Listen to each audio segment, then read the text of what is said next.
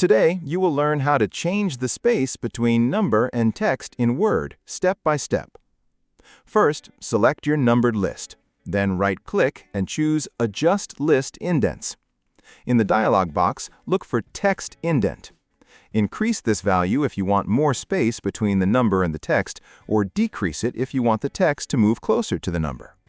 You can also use the Follow Number With option and choose Space, Tab Character, or Nothing, depending on the spacing you want.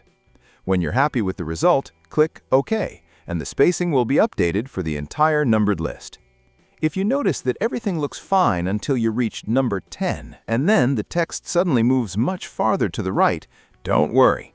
This happens because Word is using a tab character after the number, and when the numbers become 2 digits like 10, 11, and 12, the text jumps to the next tab stop. To fix it, right-click any number in the list and choose Adjust List Indents. Then find Follow Number With and change it from Tab Character to Space or Nothing. If you want to keep using tabs, make sure Add Tab Stop At matches the text indent value.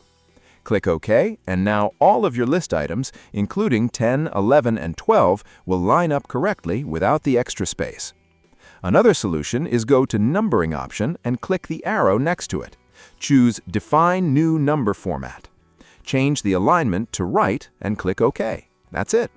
If you find this helpful, please like this video and subscribe to the channel.